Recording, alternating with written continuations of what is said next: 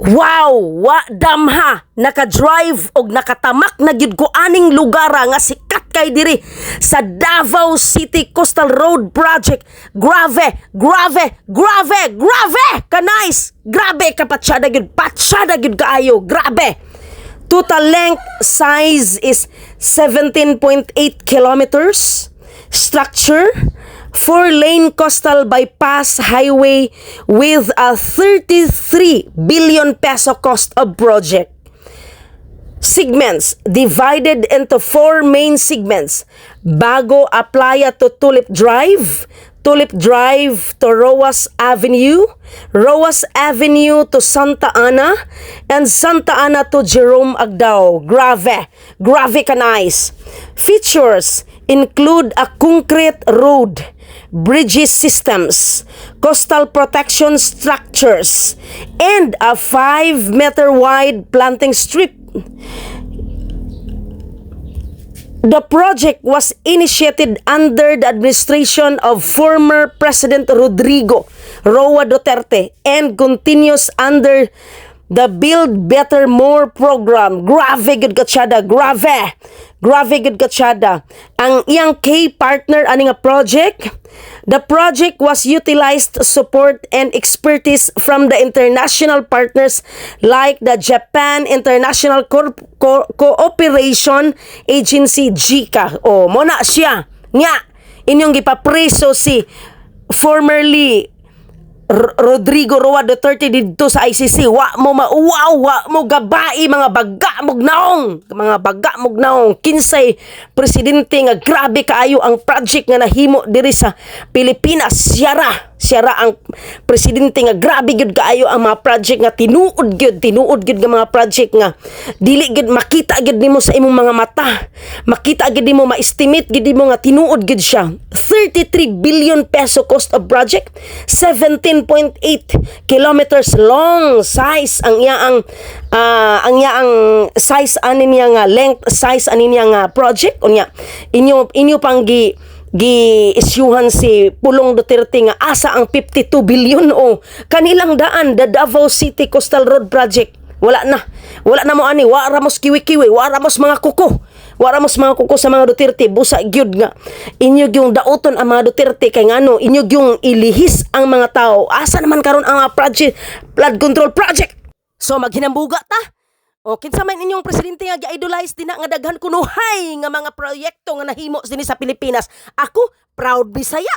Tatay Digong ra. Former Rodrigo Roa Duterte ra gyud ang akong ika-proud nga kadaghan kag nahimo ay makita man sa tong mga mata. Naman tay budlat nga mga mata nga budlot man itong mga mata, makita man gid sa tong mga mata gyud. Ay unsa man ang mga farm to market roads di ay nga dugay ra man kay na siya nga mga implementations project sa DPWH nga ang mga presidente ana nang labay na nga matay na mga presidente na kabalo kay ko ana guys kay ngano kana man mga infrastructure, mga farm to market roads karon ang nauso karon, ang na trending karon ang mga ghost flood control project nga wala diha nakubra na ang kwarta, ang completed na ang project kunuhay pero walay kwarta, walay project diha nga nagbarog, walay project kalagra ang naglutaw-lutaw. So, ang kanang farm to market roads nga mga project, dugay ra na siya. But pasabot ang mga farm to market roads. Kana bitaw mga lugar nga mga suok-suok diha sa inyong mga lugar. Implementahan na siya, butangan na siya mga infrastructure project ang tawag ana niya. So magpasa na sila mga resolution implementation project dito sa DPWH, City Government Office, LGU kay para nga mukulikta na sila og kanang pundo sa gobyerno, funding, pandingan na siya. So kana siya sa unang panahon, dugay na kay na siya sa unang panahon. Way back 2000 pa ko nagtrabaho sa kanang kanang insurance. Daghan kaimig mga project nga mga baga kay papel nga ipasa dito sa DPWH, sa City Government Office. Kanang baga kay papel, grabe ka baga ang papel, baga kay san pero papel ray baga. ug ang kwarta nakubra na pero ambot lang ang project wala diha kung naa manggaling nipis ka ang kalsada kagang kung naa manggaling tulay 1/4 ra 1/8 ra sa tulay igo lang picturan for compliance lang ang ilang mga pictures nga ipasa didto kunuhay nga completed pero wala oy kanang magsabot-sabot ra na sila oy magsabot-sabot ra man na sila magbiding-biding man na sila mga buang man na sila mag kani imuni nga magsabot-sabot ra man na sila then magpicture-picture na sila compliance tayo kalkalagay na ninyo guys kalkalagay ninyo farm to market roads dugay na kay na siya oy dugay na kay na siya pero ang mga farm to market roads nga mga dalan realized gid siya na human completed Tatay Digong administration. Grabe gid sa Tatay Digong gyud. Mao ni kas bukid doon karon 6 lanes ang national highway. Luag kay national highway and then adto kas mga bukid-bukid naa na gipampingkas ang mga bukid. Gipampingkas naa na ang mga farm to market roads. Ako kabalo gid ko pag adto na ko Guao, pag adto na ko Don Carlos, pag adto na ko Kadingilan nakaingid ko nga sus. This is the true farm to market roads nga mga dalan. Mao ni siya karon nga nahitabo na gini siya, na-realize gini siya.